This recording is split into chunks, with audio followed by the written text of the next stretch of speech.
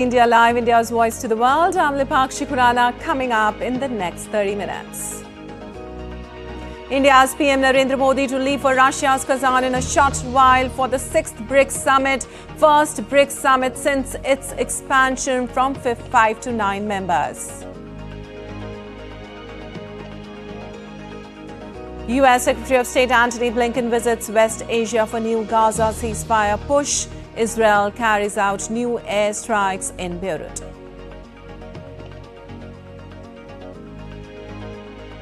In US, electioneering at its peak ahead of November 5 polls. Kamala Harris campaigns in 3 key swing states. Trump visits hurricane-hit North Carolina.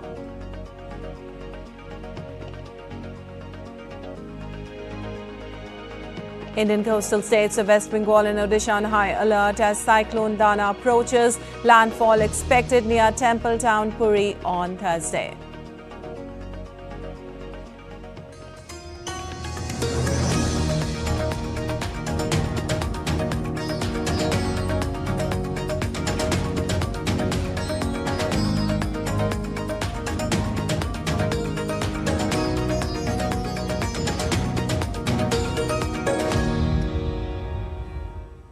Well, on to the top story this hour. India's Prime Minister Narendra Modi is set to depart for Russia's Kazan on Tuesday for the 6th BRICS Summit. It's the multilateral group's first meeting following its expansion from 5 to 9 members. The PM will not only take part in the summit, but he'll also hold key bilateral meetings with other top world leaders in Kazan, including Russia's Vladimir Putin, to enhance India's foreign relations. Take a look. Prime Minister Narendra Modi will visit Russia to attend the 16th BRICS Summit in Kazan. The summit, themed Strengthening Multilateralism for Global Development and Security, provides a key platform for BRICS nations to address challenges, review progress on existing initiatives, and explore future areas of cooperation. During the visit, Prime Minister Modi is expected to hold bilateral meetings with leaders. These talks will focus on strengthening strategic partnerships and expanding cooperation in crucial sectors such as trade, defense, and technology. This is a multilateral event, though of course there is always a provision for bilateral meetings on the sidelines. We are currently looking into the overall program of the Prime Minister. There are a number of requests for bilateral meetings. 28 heads of government and 5 international organizations will participate in the summit. Prime Minister's attendance will highlight India's growing diplomatic and economic engagement with BRICS, focusing on enhancing multilateral collaboration. The city of Kazan has been prepared as the focal point of the summit, with BRICS insignia almost everywhere in the city. The summit's agenda would include both regional and global issues and also focus on political, economics and humanitarian partnerships among BRICS member nations. Security cooperation would also be a key feature at this event, since the leaders will be here with their high-level delegations to talk about more issues. Prime Minister Modi's participation in the summit reflects India's increasingly significant role in shaping the BRICS agenda, particularly in areas like economic collaboration, global governance, and multipolarity. India's stance is consistent with its previous calls for reforms in multilateral institutions, emphasizing the need for these bodies to address the contemporary challenges of emerging economies.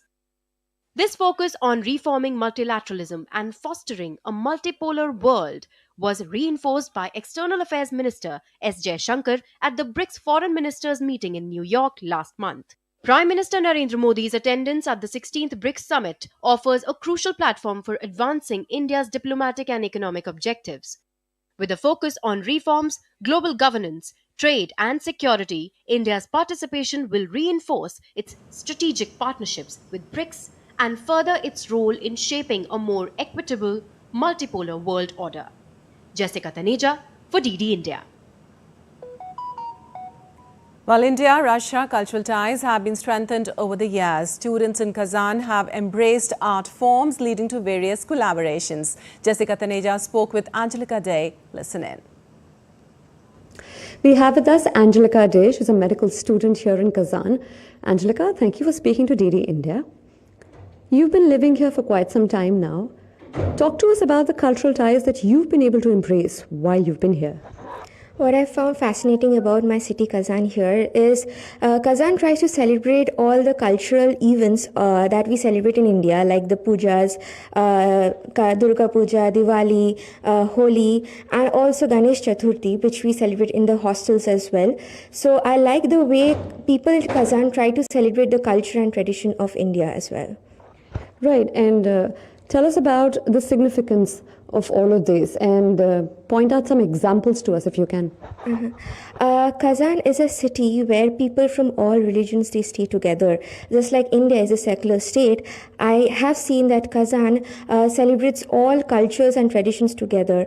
People from different countries, they live happily together here, and also people from different parts of the states of India, they're also living happily here. So that's a very lovely and a fascinating thing that I've seen from my first year of education here in Russia. What's the one prominent thing about the Indian culture that the city has been able to embrace? They like our festival. They like the food which we eat, because some find it spicy, while others find it very interesting, the way we cook it, the patience that we have while we cook it, and also they love Bollywood a lot. Right. And Angelica, how do you plan to take this forward? You're a dancer, you've been part of many recitals. How does the future look like while you're here? Since first year, I've tried to engage myself in different cultural events portraying the Indian culture. I am a dancer of Uday Shankar dance style, and I've tried to portray this dance style all across Russia. In Kazan, we celebrate an event called as Den Inostrany Studentov, where students of different countries, they put up their cultural performances in front of the audience. I've been a part of that too, and in future, I will try to expand Indian culture as much as possible here. Right. Thank you, Angelica, for giving us those details. Thank you so much. Thank you. Well, to further bolster defence ties between India and Singapore, Defence Minister both the countries will co-chair the 6th India-Singapore Defence Ministers Dialogue in New Delhi on October 22nd. The meeting, chaired by India's Defence Minister Rajnath Singh and a Singaporean counterpart, Dr. DRNG Eng Hen, aims to carry forward defence cooperation between the two ties. Both sides will also exchange views on regional and global issues of shared interest. India and Singapore share a comprehensive strategic partnership. The bilateral defence relations form a significant pillar to this collaboration.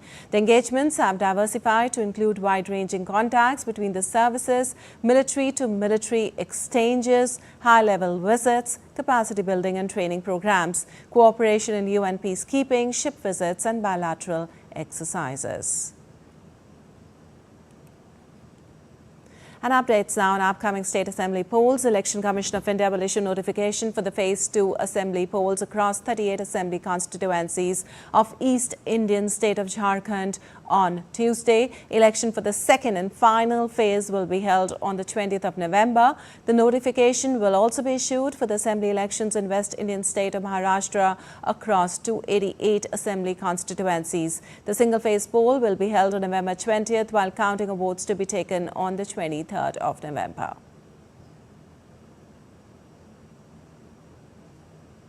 And the Central Election Committee of Congress on Monday released the list of 21 candidates for the upcoming Jharkhand Assembly elections. The party has fielded Ajoy Kumar from Jamshedpur East, Irfan Ansari from Jamtara, Pradeep Yadav from Porayahat, Jay Prakash Patel from Mandu, Banna Gupta from Jamshedpur West and Rameshwar Oraum from Lohar Daga. The elections will take place in two phases on November 13th and November 20th, with counting scheduled for 23rd of November.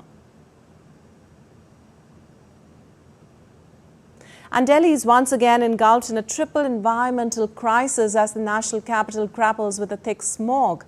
Amid worsening air quality, the Commission for Air Quality Management on Monday ordered the implementation of GRAP 2 in Delhi NCR. In its order, the Commission has urged the citizens to use public transport and minimize the use of personal vehicles. The people in Delhi NCR have been urged to use technology and take a less congested route, even if slightly longer. The air quality in Delhi deteriorates every year before winter due to various reasons, including farm fires and pollutants. In the national capital region, the air quality is said to be severely equally dangerous for the citizens, especially those who suffer from respiratory issues and other life-threatening diseases. The Yamuna River, already burdened by high levels of pollution, experiences exasperated conditions leading to the infamous froth during the post-monsoon months and the onset of winter. And some weather updates now. Indian coastal states of West Bengal and Odisha on high alert as Cyclone Dana approaches. According to the Indian Meteorological Department, Cyclone Dana is likely to strike the North Odisha and Bengal coast between Puri and Sagar Island during Thursday night and early Friday morning as a severe cyclonic storm, advising fishermen not to venture into the sea between October 23rd and 25th. The weathermen warned that wind speed is likely to reach 60 kilometers per hour along with off the Odisha West Bengal coast from Wednesday and gradually increase to 100 to 110 kilometers per hour, gusting to 120 kilometers per hour from October 24th night till October 25th morning. The weather system will bring light to moderate rain along the coast and in South Bengal, including Kolkata, beginning on Wednesday. For Odisha, a red warning issued to very heavy rainfall with isolated extremely heavy rainfall and thunderstorm with lightning in Puri, Gurda, Ganjam and Jagatsinghpur districts on October 24th. And now let's take a look at other stories making news today. To tackle the rush during this festive season, India's Northern Railway is operating around 3,050 festival special trains to ensure smooth travel for the passengers. These special trains will be operated till 30th November. Apart from special trains, extra coaches are being augmented in trains to generate more capacity for travel.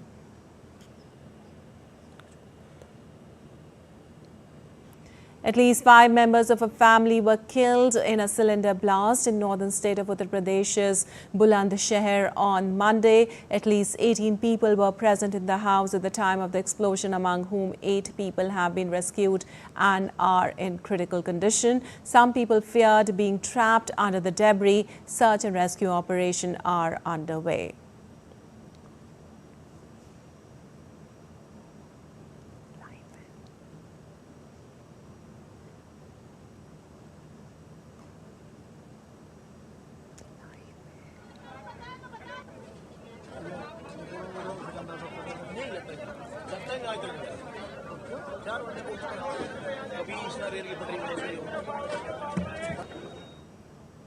And now let's take you live. India's Prime Minister Narendra Modi is leaving for Russia's Kazan to attend the 16th BRICS Summit.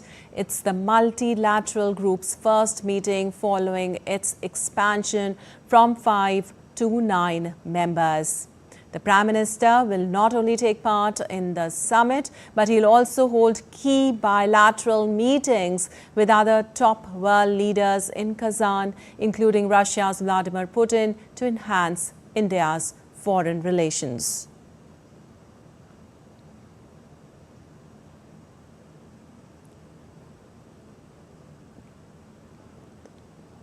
Prime Minister now emplaning for Kazan, and for more on this visit, we have Amit Mukherjee joining us. Well, Amit, India has been positioning itself as a key player in global politics. Tell us, how does India's role in BRICS reflect its geopolitical ambitions, especially in contrast to its alignment with the Quad countries?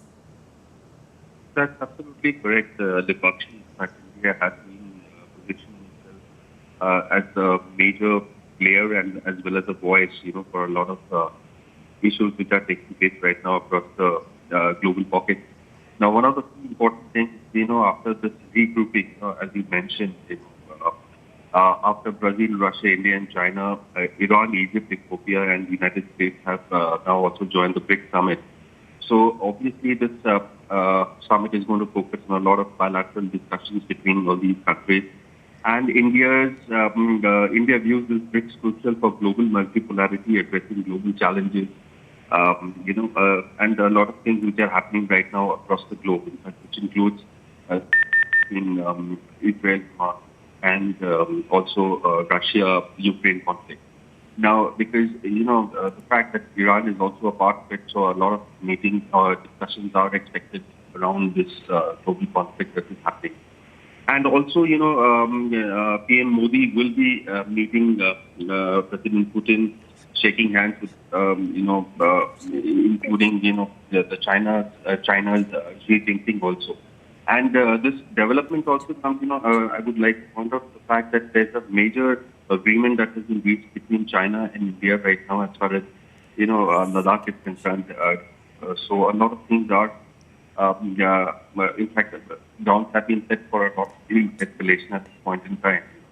And agreements along the line of actual control in Eastern Ladakh following recent negotiations between India and China. So this is also going to be an important issue, when Xi Jinping and PM Modi shake hands in this upcoming BRICS Summit. Also, India is also looking at expanding its trade relationships, and that is also going to feature during India's talk with Russia during this summit. In fact, India is targeting about 100 billion bilateral trade with Russia by 2030. And during this summit, the basics will also be laid down to take this issue ahead. So a lot of things right now are lined up as far as this meeting is concerned. All right, Amit, thank you so much for all those details there. And coming up, still to come on DD India.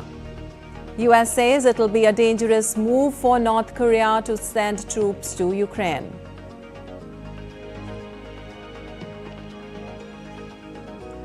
Power restored to most of Cuban capital Hawaii after nationwide blackout. And South African paceman Prasar Bharati claimed the 300th Test wicket on day 1 against Bangladesh.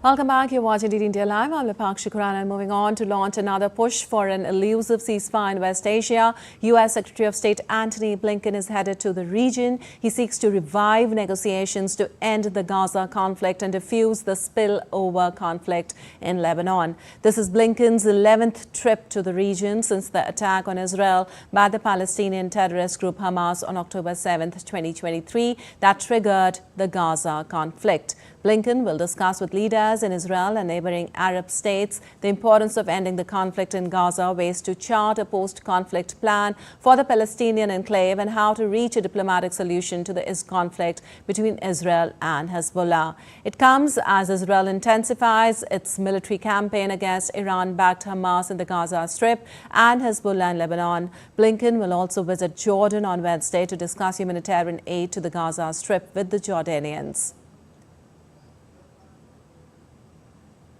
Earlier, U.S. envoy Amos Hochstein held talks with Lebanese officials in Beirut on Monday on conditions for a ceasefire between Israel and Hezbollah. Hochstein said that it was not enough for both sides to commit to UN Resolution 1701, which ended the last round of conflict between Israel and Hezbollah in 2006, and which calls for southern Lebanon to be free of any troops or weapons other than those of the Lebanese state. He said neither Hezbollah nor Israel had adequately implemented the UN resolution, and the U.S. was seeking to determine what more needed to be done to make sure it was implemented fairly, accurately, and transparently. And amid the efforts to find peace in West Asia, explosions rocked the southern suburbs of Beirut on Monday evening. The Israeli military said it struck a Hezbollah terrorist target near the hospital and the facility was not hit. It added that the armed group systematically embeds its terrorist assets into the civilian population. Israel says it aims to drive Hezbollah terrorists from the border region so tens of thousands of Israelis can return to homes they were forced to flee over the past year due to Hezbollah cross-border fire in solidarity with Palestinians during the conflict in Gaza. And Israel has accused Hezbollah of hiding more than $500 million in gold and cash in a secret bunker beneath a Beirut hospital, while saying there were no plans to attack the building. The Al-Sahel hospital in Beirut's southern suburbs was being evacuated following Israeli claims a Hezbollah cash bunker is located beneath it. Hospital director Fadi Al-Mahar denied the allegations and called on the Lebanese army to visit and show it only had operating rooms, patients and a morgue. Israel's chief military spokesperson Rear Admiral Daniel Hagari said that strikes against Hezbollah's financial sites would continue. I am going to declassify intelligence on a site that we did not strike, where Hezbollah has millions of dollars in gold and cash. In Hassan Nasrallah's bunker. Where is the bunker located? Directly under El Sahel Hospital, in the heart of Beirut, in the Dakhia. This is the hospital. From both sides you can see an entry and exit. Those are entry and exit tunnel shafts for the underground bunker. The entrance is located in the Al Mahdi building, and the exit is located in the El Sahel Center building. This is the bunker. It contains rooms, beds, and infrastructure for long stays, and the ability to direct combat from underground. Hezbollah built this bunker directly underneath this hospital.